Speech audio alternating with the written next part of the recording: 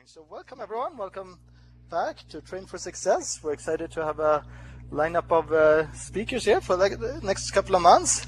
And we're particularly excited about our first speaker, John Lowe.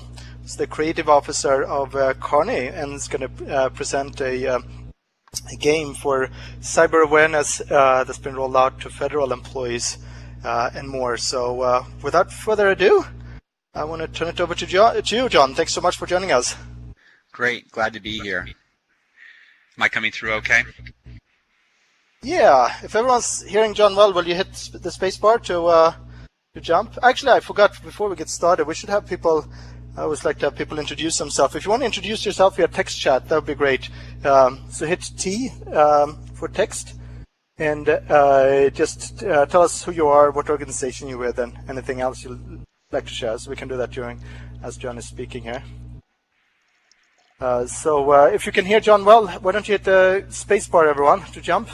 Yep. And so yeah, glad to be here. I'll just kind of speak a little bit here so that you guys can. All right, looks like I'm coming through. Mm-hmm. Glad to be here. Hi, Mike.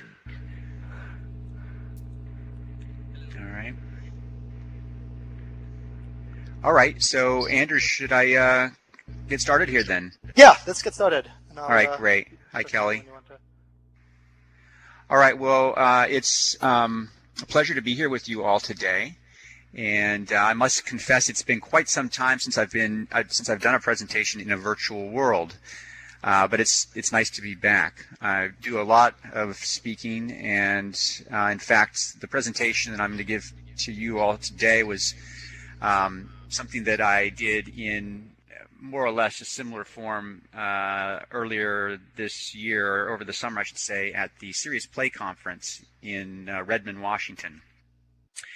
Just a quick introduction to me and our organization. So as Andrew said, I'm the Chief Creative Officer for a company called Carney, and we've been developing serious games, well, before we even call them serious games. And we're always been interested in figuring out ways to use the technology to create engaging within our operation here that would be classified as a game. Let's go ahead, and Anders is going to be kind enough here to switch my slides for me. By the way, you can see I tweet at Locus, Lowcus, so if you're interested in what you hear today and you want to follow me, then by all means do. I'm typically pretty active around educational technologies in general, and serious games is certainly a part of that. So Andrews, yeah, great. So today, this is kind of a basic outline that I was going to follow, but I'd like to just make sure that we keep it kind of engaging and free-flowing as it makes sense. So if there's certain things that you're curious about, you want to ask questions, by all means do so. I think Anders is going to help moderate those. If I don't see somebody either jumping or raising their hand or texting, then Anders, you'll please let me know, and we can sure that we address the question. So with that, kind of just the Everest syndrome.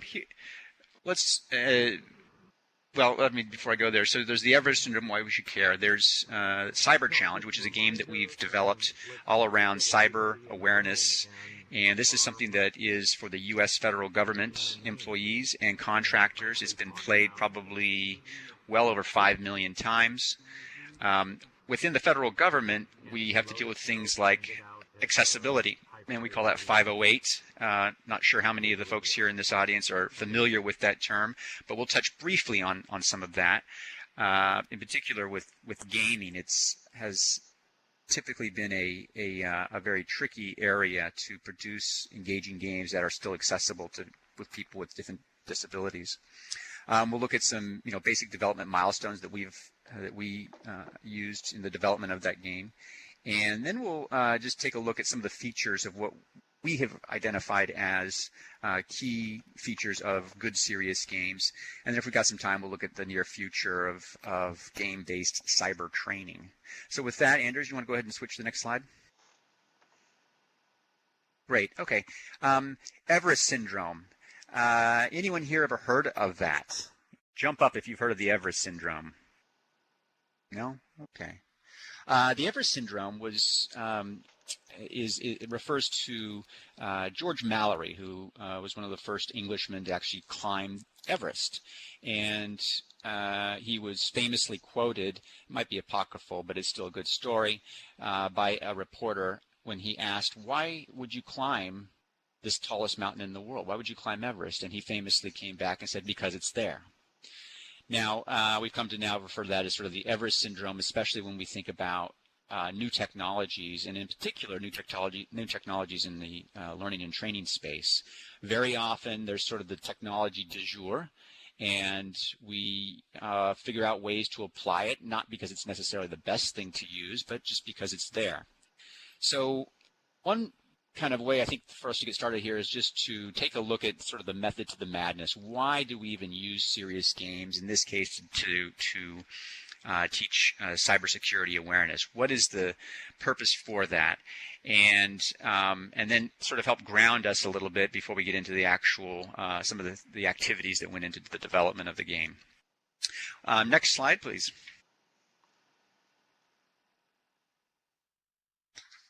Okay, so one quick answer here is that what we've been doing by way of training just isn't working. And there's a lot of different reasons for that. I want to do like a little bit of a kind of a quiz here. And maybe you can just kind of talk to yourself a little bit on this, but we'll give it a second. Go to the next slide if you would, Anders. Okay, take a look at this content here. All right, this is all about phishing. My question to you is, how would you turn this into a piece of interactive multimedia online courseware? What are some things that you would do or could do with this content to make it interactive multimedia? If you want to text it, go ahead. If you want to just think about that for a second, that's fine too. I'll give you a minute. Anders, why don't you go ahead and go to the next slide for me?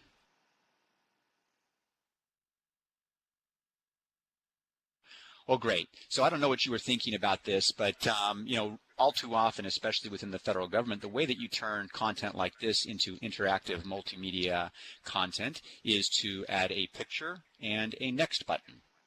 And unfortunately, that is how much of the certainly technology-based learning, the form that it takes, as I said, specifically within federal government and oftentimes in industry as well. And it's a shame because obviously it's not very effective when you're boring people to tears.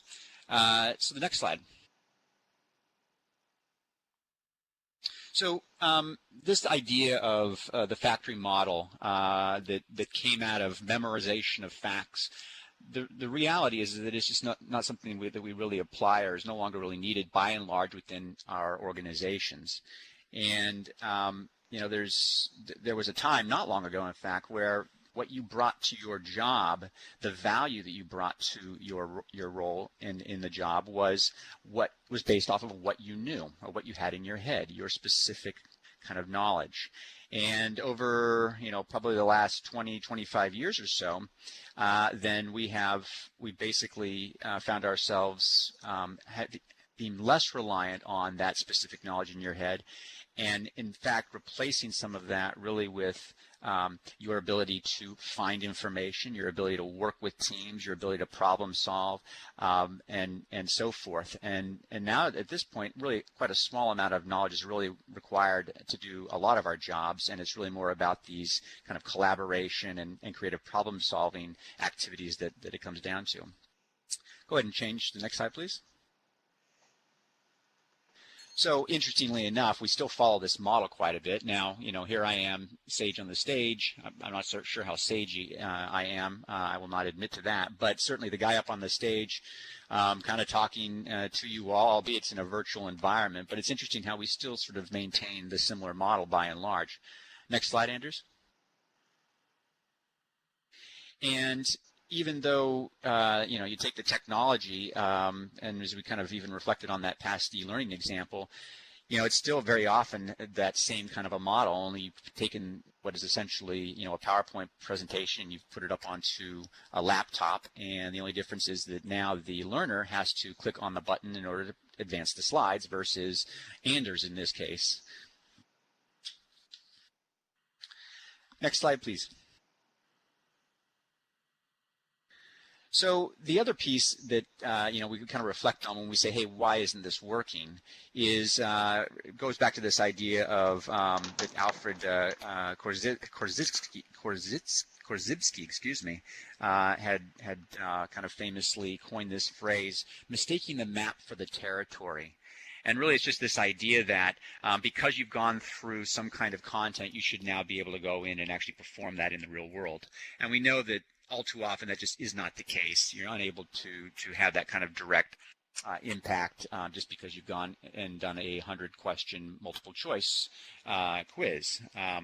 So in the case of moving over towards serious games, the ability to go in and apply what you supposedly know within an environment, to be able to practice that, it really is kind of a key piece in the process of application, being able to apply what you've supposedly learned.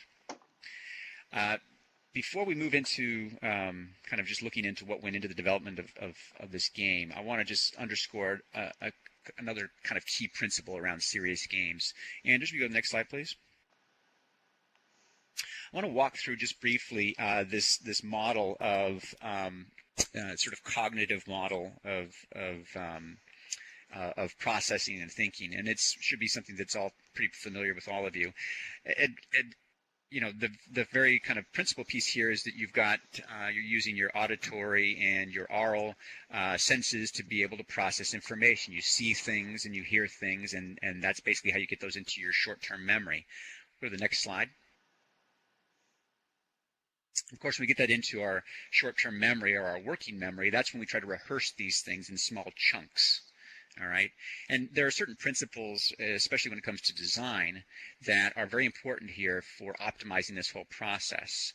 Managing cognitive load is one of those pieces. Go to the next slide. And so then there's this process of encoding that information. You've gone through and rehearsed all that, and encoding that and putting it into your long-term memory, and creating what we call mental models. And the mental models are such that it allows us to retrieve that information more readily when we need to actually apply it. And then finally, the next slide.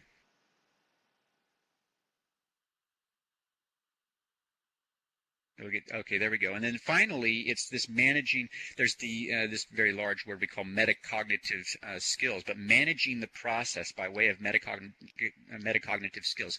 This is sort of the executive sitting up there in the brain and kind of watching and monitoring this whole process, setting goals, helping you to plan, monitoring how it's going. So kind of in a nutshell and at a high level, this is kind of this model of a cognitive learning model. The point that I want to make here is that one of the kind of key benefits that we find with gaming is that there are some very complementary processes or mechanics associated with games that support these different cognitive processes. And I just want to kind of show you a quick comparison of how those sort of stack up. Anders, you go to the next slide. So on the left here, you've got kind of these processes that support the cognitive learning model.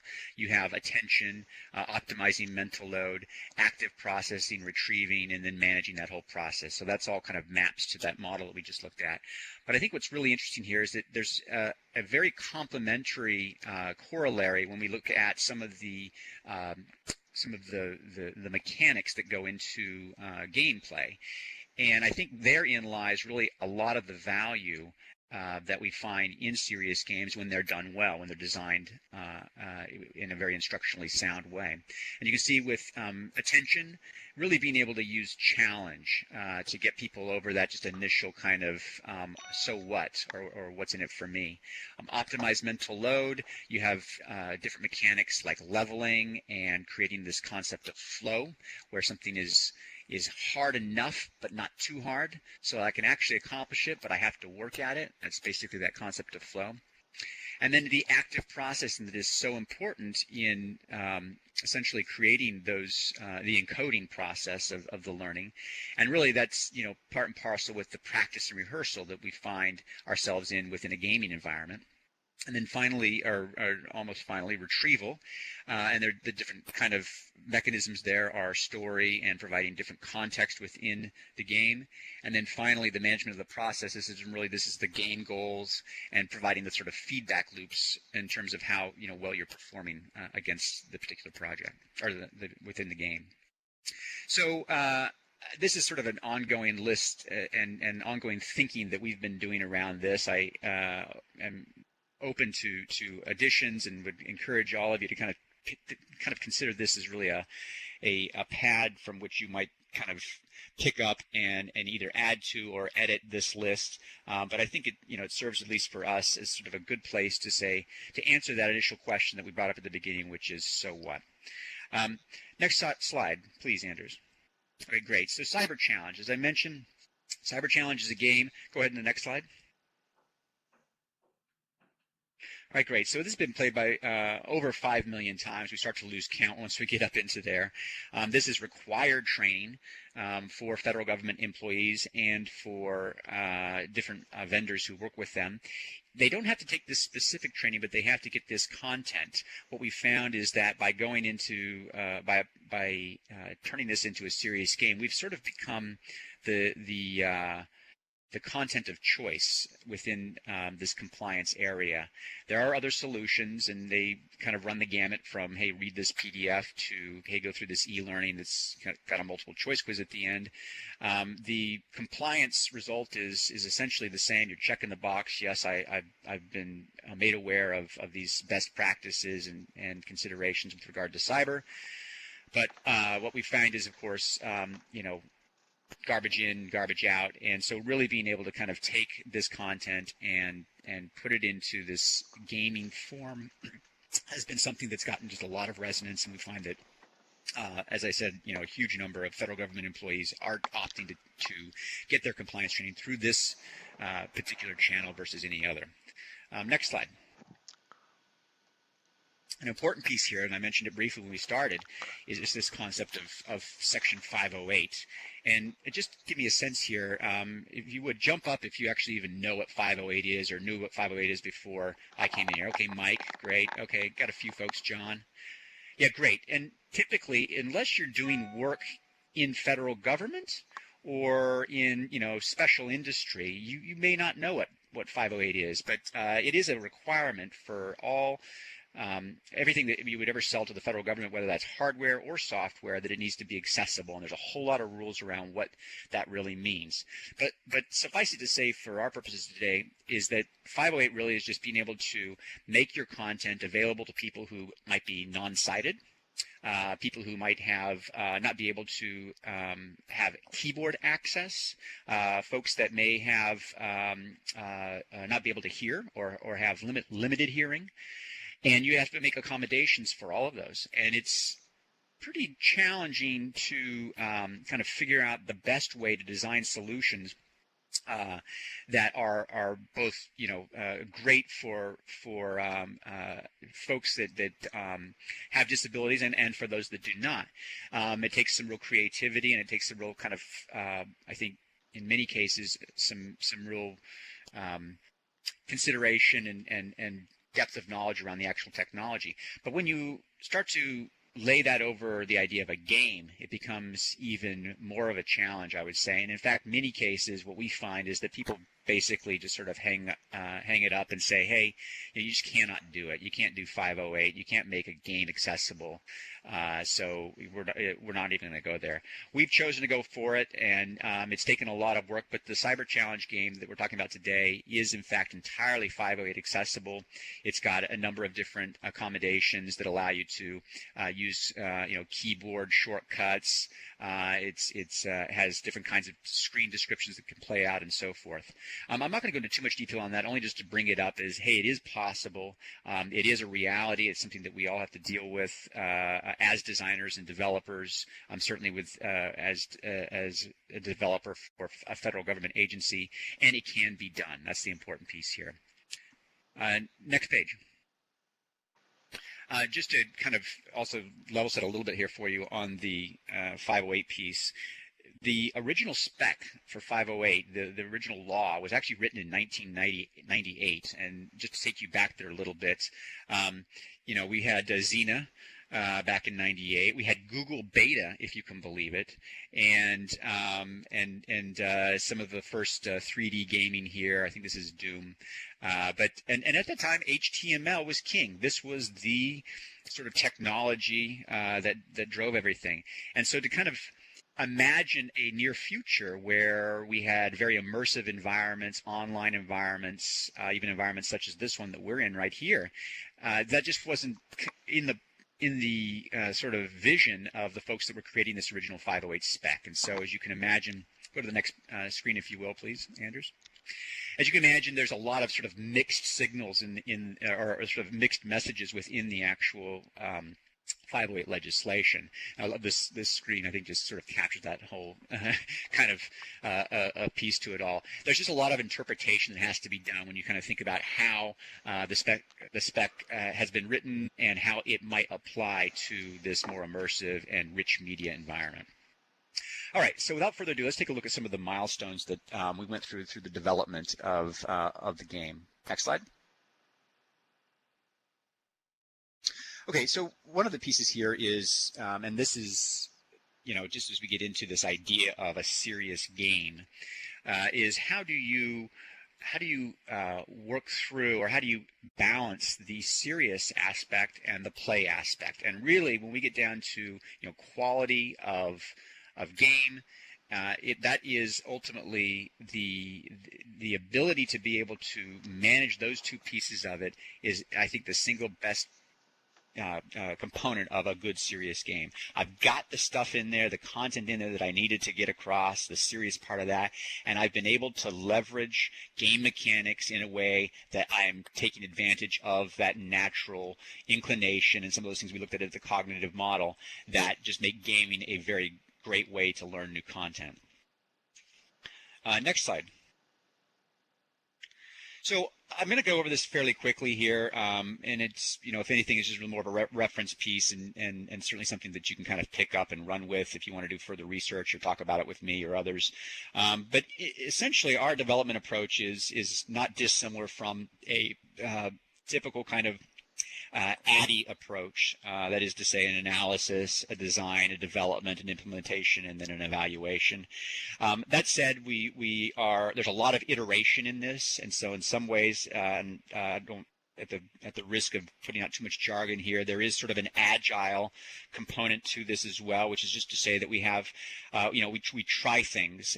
We pick some small piece of functionality, and we try to get it to a place where you can actually test it and play test it.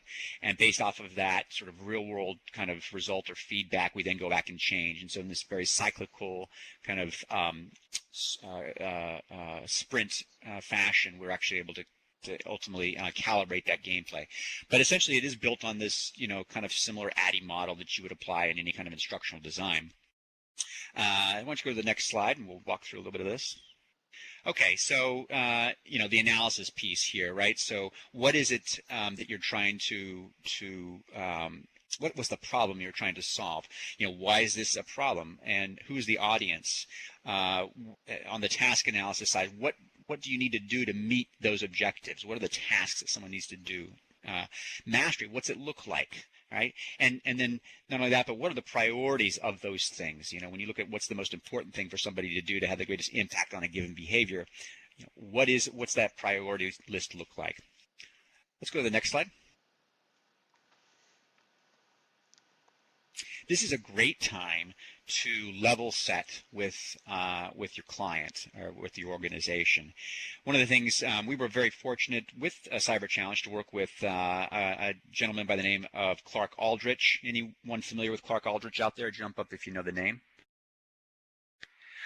Yeah, okay, great. Yeah, so Clark Aldrich, he's literally written the book on serious games. He's a well-known author in the space and a close friend and colleague. And he actually worked with us in the early design of Cyber Challenge. One of the things that he's fond of putting out there is really reflected in this slide here. It's a great time to kind of level set with folks. And the way we like to do that is it's more akin to a an app that you would have on your smartphone versus a World of Warcraft. It's so funny as we get into early conversations and kind of visioning with our customers, how quickly, especially when talking about games, it can go to World of Warcraft. You get something like, hey, my son has been playing World of Warcraft and we can't get him off of it. Can we make our training like that? And the answer is no, you can't. World of Warcraft cost millions and millions of dollars. Oh, and by the way, there's lots of Worlds of Warcraft out there that never saw the light of day. So on the other hand, kind of distilling your concept down to something that could actually be sold as a game that would be played on your iPhone is much more in scope typically for a serious game, and that's where we want to kind of start the conversation. Next slide, please. Okay, so the next piece is just the concepting stage, and really here is where we start to come up with a game model, and I'll walk you through a little bit about how we have done that typically, and also kind of decide on the tone given who your audience is. You're also going through things like identifying the root causes that you can actually address in the game in order to deal with the behavior change that you're seeking, and then this idea of mapping the game mechanics to those causes and behaviors that you're trying to influence. So let's just take a look now at what that actually looks like and what some of the outcomes are of this phase. Let's go to the next slide. So one of the approaches that we have used is this one of taking a known game mechanic. All right, and it's never been easier than it is nowadays because, as I had referred to earlier, just the proliferation of mobile app games have given us just this very rich trove of examples that we can draw on in our development. So being able to take an example of a game that's already out there that has a general game mechanic that we think we want to use or apply to our game. In this case, sort of a choose your own adventure or storyline kind of a game mechanic.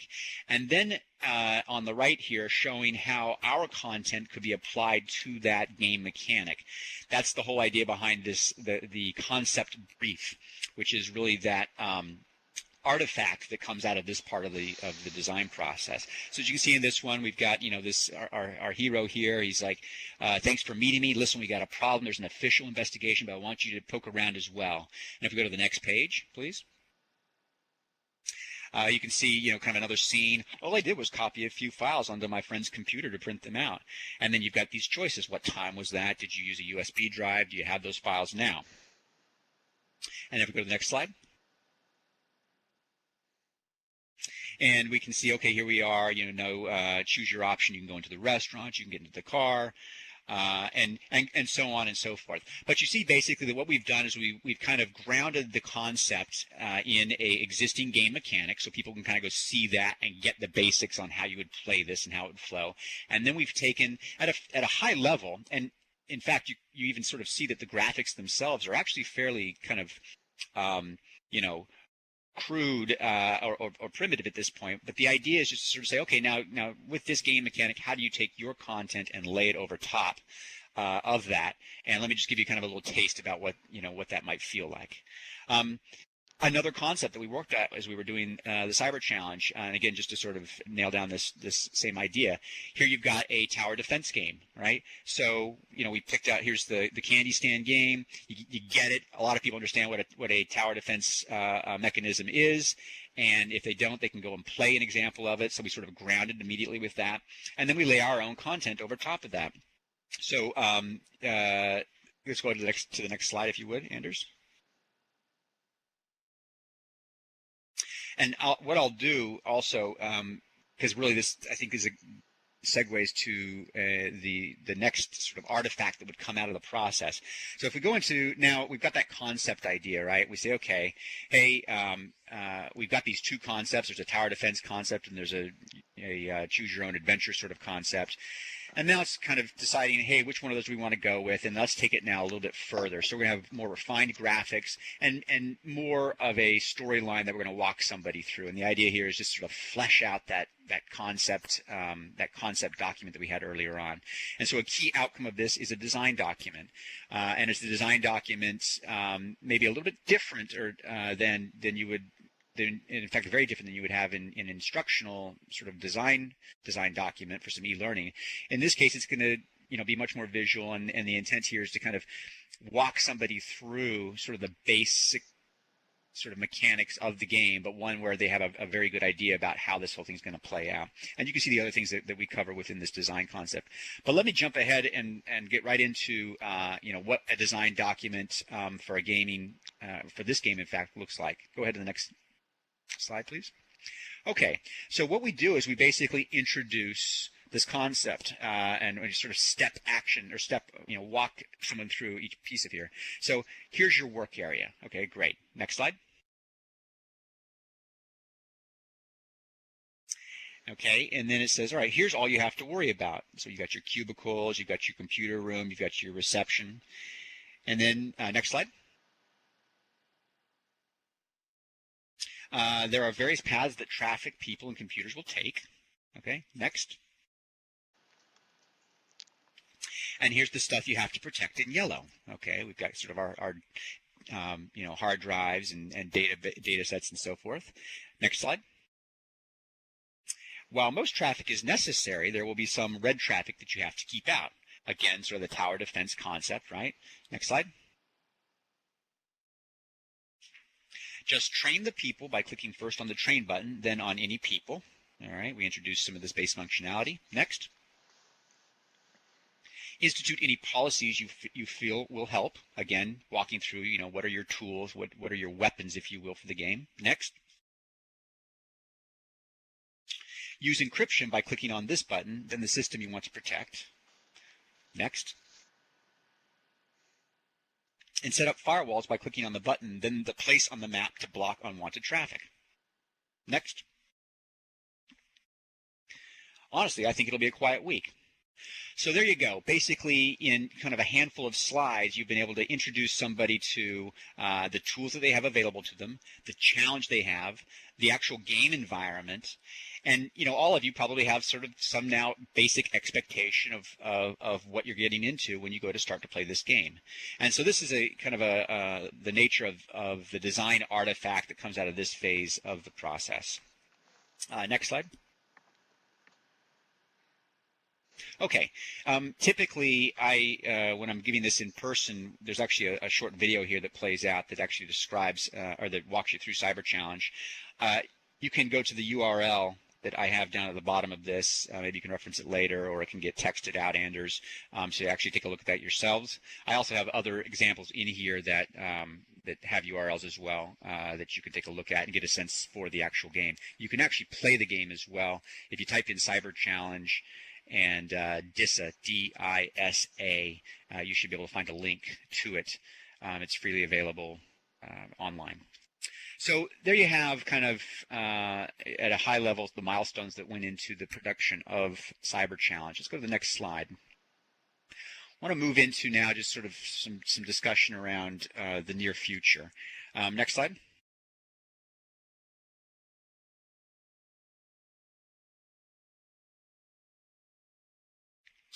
This is I love this anecdote here. So whenever we kind of start to get into discussion of the future, it's important to kind of just take a look in the mirror and really recognize the fallibility, the potential fallibility of it all. There's an anecdote that I heard once and it stuck with me, and it is there was back in the 1800s there was a study that was being done, and basically the folks that were doing it, they went over to the smartest intelligentsia within New York City, and they said, hey, our city's growing a lot right now, and we really want your thoughts on what you think the city's going to look like in the next 100 years. And so they said, okay, and they went over into their sort of closed doors and met and studied and thought through different kinds of trends and so forth, and they came back to the folks that were doing the study, and they said, we don't believe there's going to be a New York City in 100 years. And the guy was like, what? What are you kidding me? Look at this. We're going like gangbusters. And they're like, if you take a look at how many horses that we need right now to run this city, there's about 1 million horses that we require right now. And you lay that over the projected curve of population increase over that amount of time, the amount of manure that's going to be piling up in this city will be such that we will not be able to manage that. And so it's just going to be, we're going to be covered in horse manure in 100 years. So the point of the whole thing is this: it's easy to sort of look through your crystal ball within the context that you have within your time, but it's very difficult, certainly in that case, to predict that within only 40 years later you would have thousands, literally thousands of companies that were producing combustible engine cars and vehicles and so forth. So with that as my sort of disclaimer, let's move into just some views on future trends here. I like to think about it in these three terms: temporal, experiential, and social. Let's take a look at temporal first. Next slide. And again. So as we're cleaning up this piece here, so this is something called the Nemo Sign Project. And by the way, these are just, we don't have a lot of time, so this is just sort of tip of the iceberg kinds of stuff, but the things that we're finding very interesting, and if anything, hopefully will spur some additional conversation and research. But the Nemo Sign Project is this neat thing, and when I talk about temporal, it's this idea of being able to take content, typically very small content, short format content, and to be able to put it out or push it out, whether it's pushing it out over mobile or it's pushing it out, in some other way, but pushing it out in a way that is very digestible from a neurological or brain science perspective. There's been some fantastic work that's been happening over the years, but in particular over the last probably 18 months. And with it, there's been a proliferation of tools that allow you to take advantage of it. But really around sort of the ideal pacing and sequence that you should put content out in order to maximize the physiological way that we remember, or that we encode and memorize things. And so there's been a lot of tools that, as I said, have come out. Probably 18 months ago there were very few, and now there's probably a couple dozen that I could list off that allow you to, number one, identify what that content is, and then two, start to send it out to your constituents or to your learners in this very kind of brain-friendly way. The Nemo Sign Project is one example of this. It's open source. I encourage you to go take a look at that. You can download this. You can, tweak it to your liking, but it just gives you, the basics to be able to go out and start to kind of play around with some of that. Let's go take a look at an example of experiential. Next slide, please. And again. So one of the things, and obviously the serious game, just the whole idea is all about experiential and trying to get people into a place where they can actually try to. Oh yeah, Khan Academy, Alan, I absolutely agree. Great resource. But on the experiential side, it's trying to get people into a place where they can practice, where they can actually kind of be exposed to the content as if it were, as close to the real world as possible. One of the things that is kind of a neat sort of tool that's available right now by a subscription is something called FishMe. FishMe, I want to go to the next slide, please. FishMe, as its name implies, it's all about fishing, and not fishing as in catching fish, but fishing as in trying to get your personal identifiable information. And it's this great tool that allows you to kind of set up scams. And so if you're the administrator of your organization, you can actually set up a phishing scam and send it out to all of the employees. And for an example here, we've got this, they've got a bunch of templates, like literally a couple of hundred, I believe, templates that you can actually draw on to kind of send out, different sort of scams. Go to the next slide. One of those, so here's an example of one of those. So you send out an email, says, thank you for a job well done. We've had some remarkable successes here at our organization. And of course you go in here and you customize all of this. And we're going to get lunch for everybody. So, click on here to go out and fill out your order. Next slide. And of course, you're taken over to this site, and they're saying, okay, go ahead and put in your lunch order. It's easy. Put in your login for a website for our network, and then you can be able to choose your entree and side and so forth. Okay, next slide. Okay, so I mean, obviously you can kind of see how this plays out here, right? So, the neat thing about this too is that you can see immediately who kind of falls for it and who doesn't, actually provide kind of instant remediation on that. But it's just a lot of fun, and it really kind of just, I think, goes a long way in terms of making it hit home about, some of these things, certainly with regard to cyber. Twilio is interesting. I'm actually going to skip past it, only just to say it's just a neat technology that allows you to do some fun things with telephony. We don't have enough time here to really go into it in too much depth, but suffice it to say that you can start to use the telephone to do, have people, you can actually receive a phone call or text messaging that might lead you through a scenario, maybe something like the Fish Me kind of a thing. And Twilio is just one example of a technology that you can use for that. Let's move forward and we'll take a look at a social example here as well. Next slide. So one of the neat things just about social is, it's just, it's kind of a paradigm shift, really. And there's this thing called the testing machine. So this is actually, it was produced in 1924 by Sidney Prezi. And the idea behind these, they're also called teaching machines, but the idea behind them is that this was some of the first sort of automated training. And you would go in here and you'd do multiple choice. And there's some of these machines actually got quite sophisticated. You would actually go and do, you could do branching kinds of questions and answers. But the idea is you'd be asked a question and then you would punch one of these keys, and then based off of that, you had a right or wrong, and you could kind of go through and practice.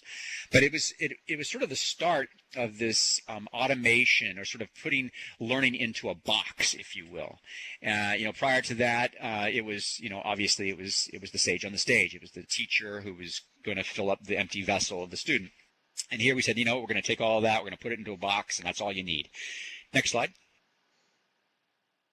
Interestingly, it's the model that we actually follow a lot to this very day. Only now we're using digital tools, but it's all the remediation, all the content, and everything is in this little box. In this case, a computer or a laptop. Next slide. So here, the rise of social really is kind of upsetting that whole paradigm, and it's quite an exciting times, I think, to be involved in the development of these kinds of tools. But you're familiar with all of this, of course. You've got your your Facebook, you've got your Twitter and your Wikipedia and all these different things. But we're also seeing that this is starting to infiltrate into the enterprise, so within work. And let me just see. Jump up if you are actually using any kind of enterprise social tools, like within your organizations. So whether that's collaboration tools. Okay, great, Martha. Whether that's a wiki-like tool, whether that's a instant messaging kind of tool. All right. Well, what we are seeing is that it's starting to get some traction within enterprise, and obviously we know it's got traction outside of the enterprise in our own personal lives. But the neat thing about it, and if you wouldn't mind, go to the next slide, please, Anders. The neat thing about it is when we think about what this means around sort of games and training and so forth. And I like to talk about this just in terms of the rebirth of the ARG, the alternate reality game. And I don't know how many of you have actually ever done ARGs.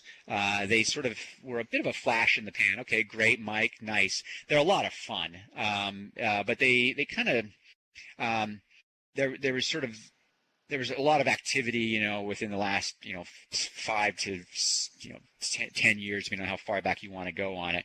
But it never really went too mainstream. But I think what's interesting now with sort of the social phenomena is the ability to start to create scenarios, create learning experiences that now kind of break out of the box. You might actually be tasked to go out and meet with somebody, specifically, or you might be asked to actually go through a scenario that your colleagues would then also take a look at what your thoughts were and provide, feedback on those and so forth. I think what's interesting to me and to our organization is not so much the exact solution, but the idea of sort of changing that whole paradigm from one of a closed box system to one of, hey, we're actually going to reach out and tap into the expertise of those around us, and the opportunity to create kind of very interesting, game-like or scenario-based sort of exercises, I think it's a really rich opportunity. Next page.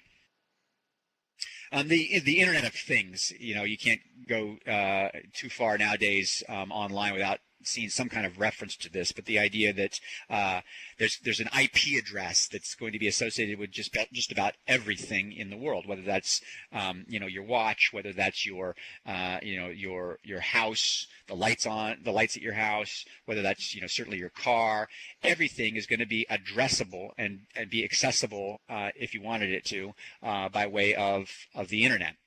And one example, and I love this one. This is actually kind of an old example. It's a few years old, but it's a lot of fun. It's called Shark Runners, and this is a game that was actually created by Discovery, or for Discovery, I should say, for their annual Shark Week programming. But the idea is it's the game, you play it in real time, and there are actual sharks that are out in the ocean that have been tagged, and their location is tracked. It goes up to satellite and it's tracked. And what this game does is it actually keeps real-time tabs on the location of these sharks by virtue of their tag. And then the idea is that they actually create this whole game around this. You're a scientist. Your job is to go through, the oceans and to do research on these sharks.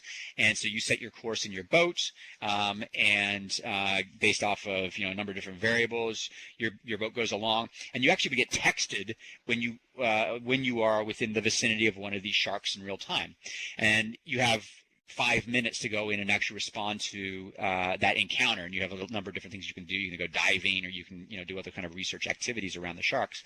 If you choose not to go after that, or you're in a meeting or something like that, you lose that opportunity. And when you get a chance, you go back online and you rechart your next course for a group of sharks. But the idea is just this wonderful combination of real world data that then has a game that's sort of overlaid on top of it. And I think the creative opportunities or the ways of creatively leveraging that kind of an approach are also very rich. Okay. Is this just an entertainment game, or is there a learning component? No, go ahead. Yeah, I was just going to ask, is this Shark Runner, is that just for entertainment, or is there a learning component to it?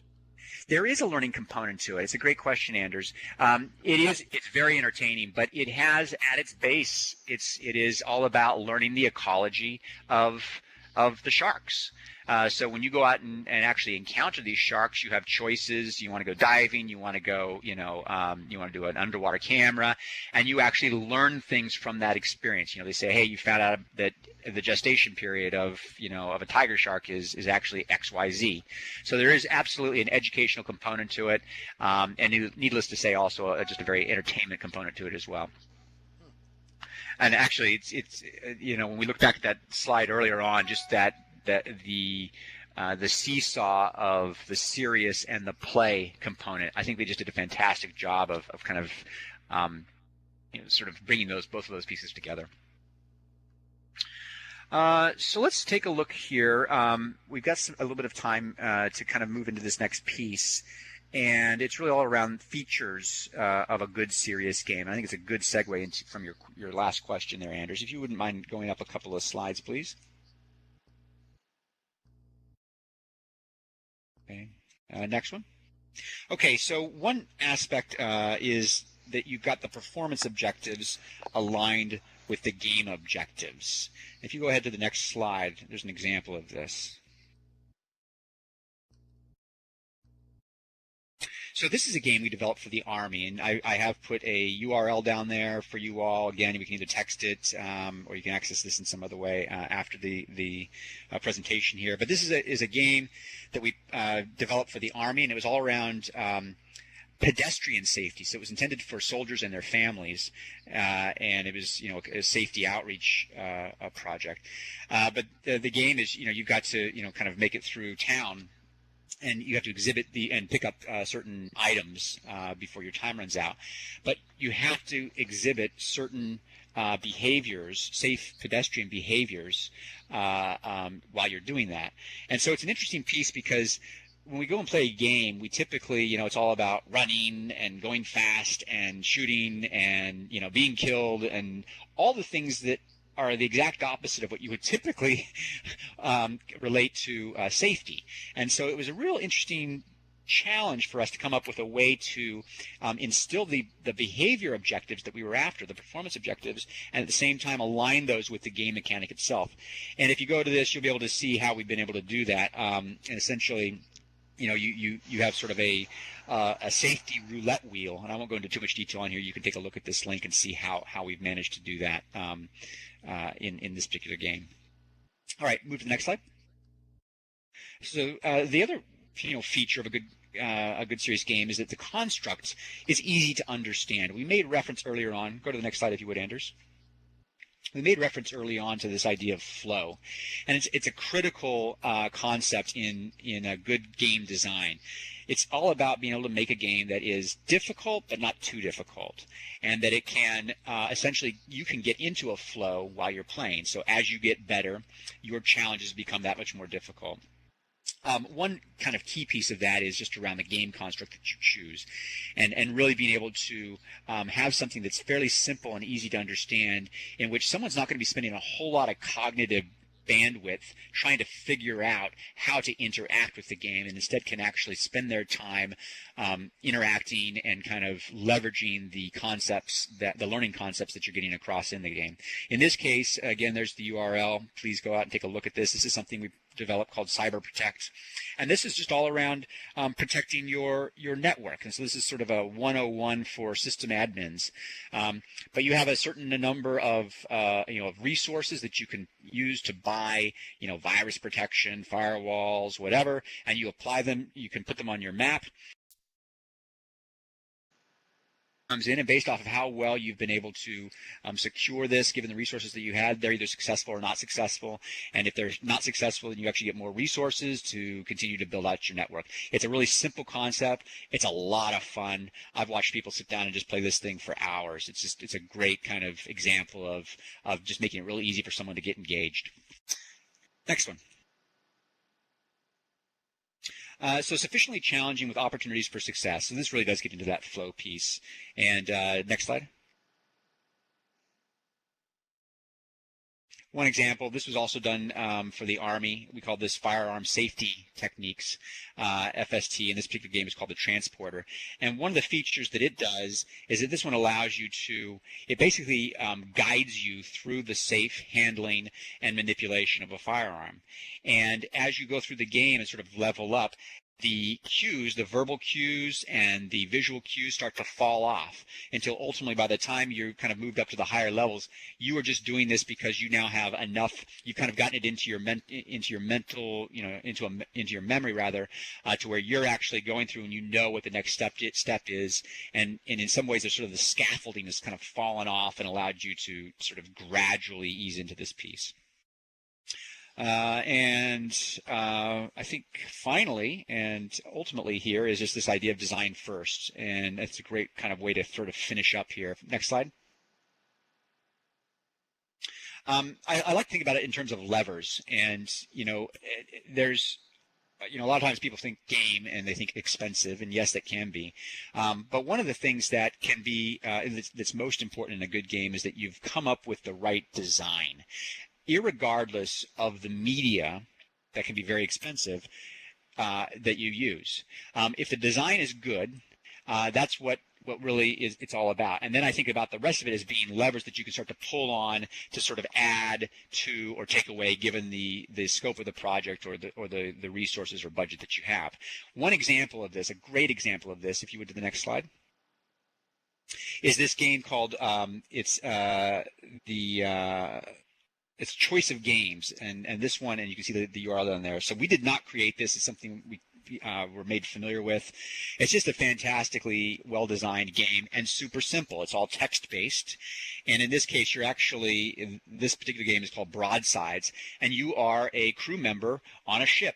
And this is all about developing your leadership capacity.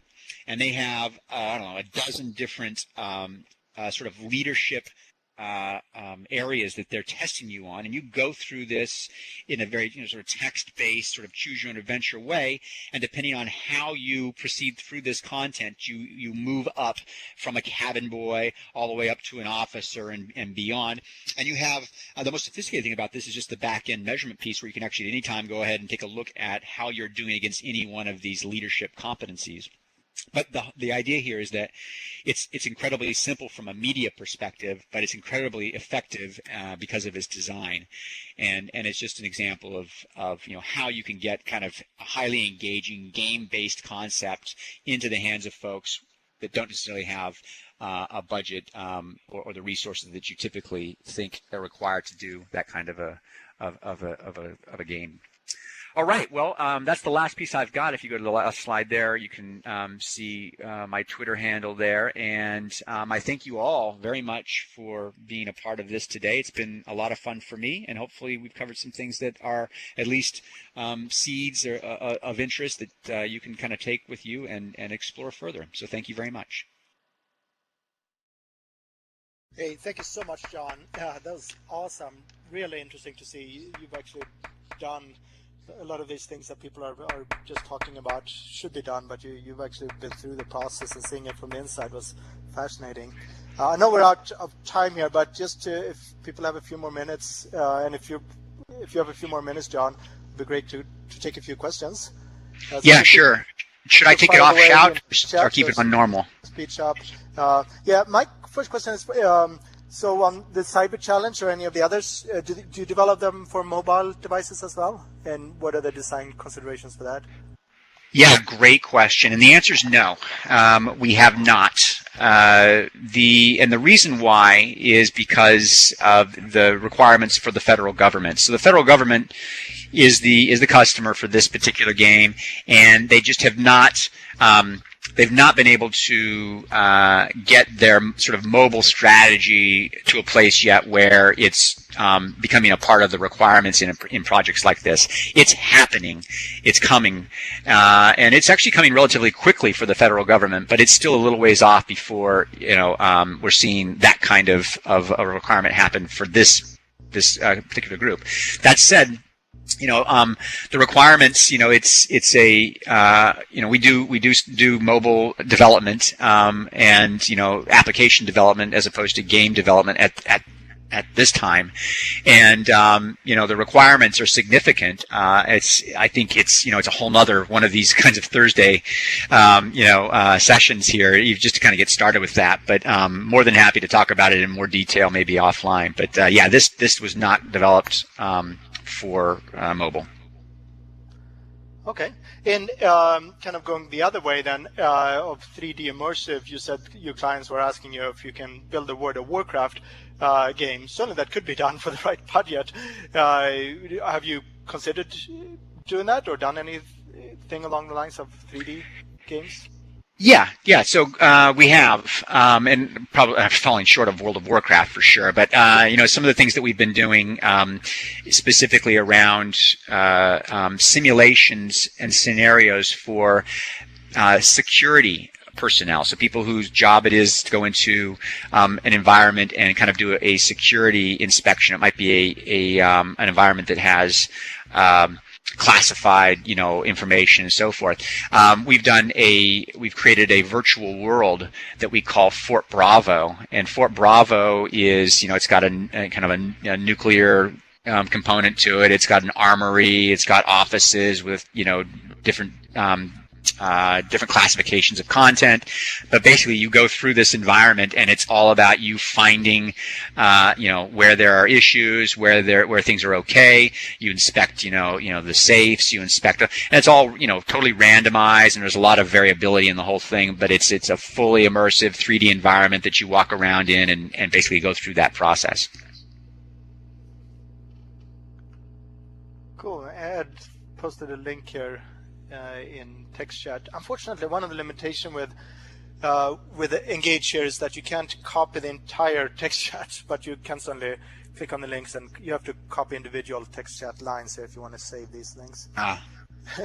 So interesting. I also was interested to know what tools do you develop in? Is it mostly Flash-based, or do you use game engines for your development? Yeah, great question. And we're doing development with a number of different engines. So a lot of what we do is Flash-based, just because it is ubiquitous within the federal government, and you can do a lot with it. That said, we're starting to do a lot more with Unity, and even HTML5 and JavaScript and some of those sort of web-based technologies. In fact, just one other piece on that, the virtual world that I had mentioned earlier on, that was developed using something called Thinking Worlds, and that was just happened to be a tool that could be launched fully within the browser without. I'd actually used a Shockwave plugin, which made it so that it was approved for our government clients at that time.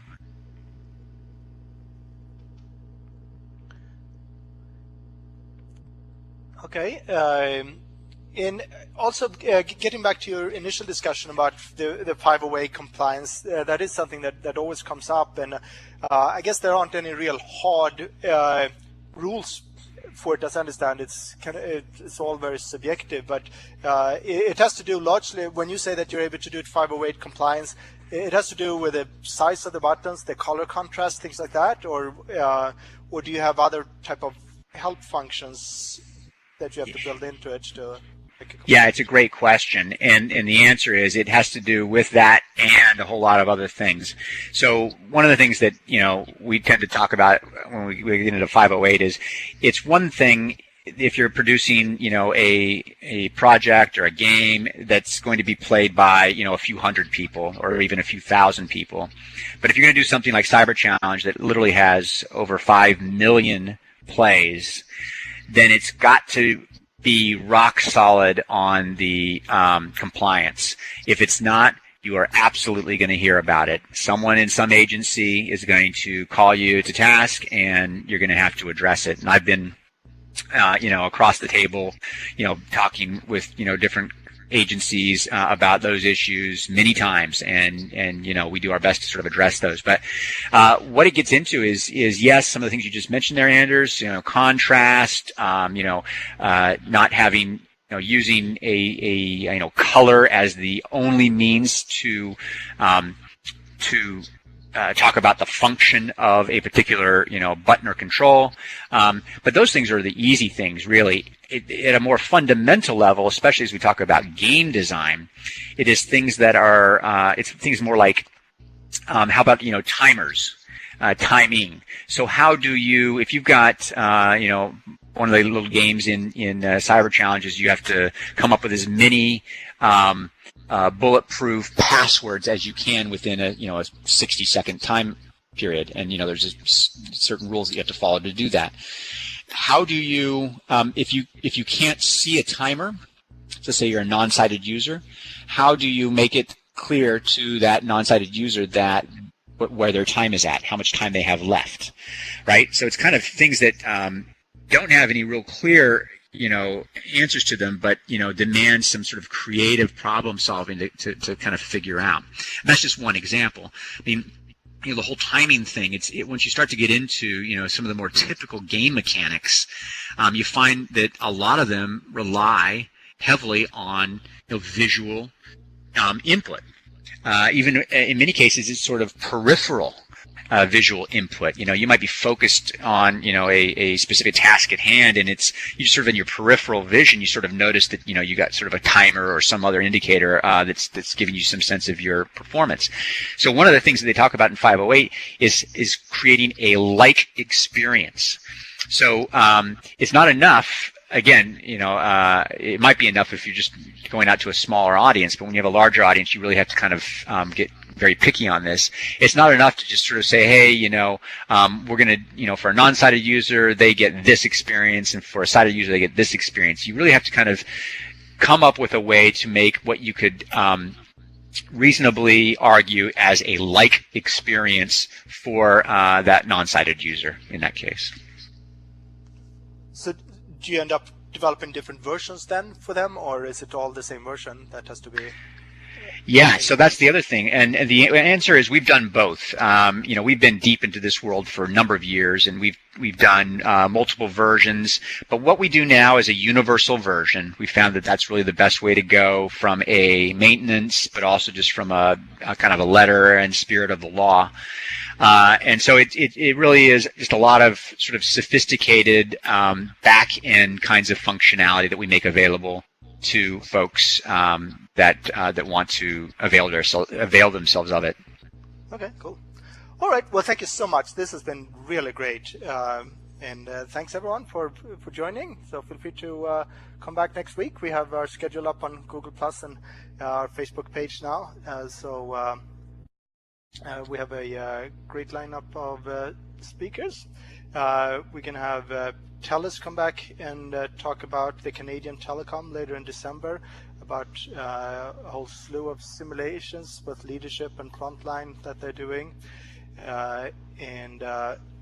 We have next week a business simulation, a 3D virtual world called Verbella, a multi-million-dollar project.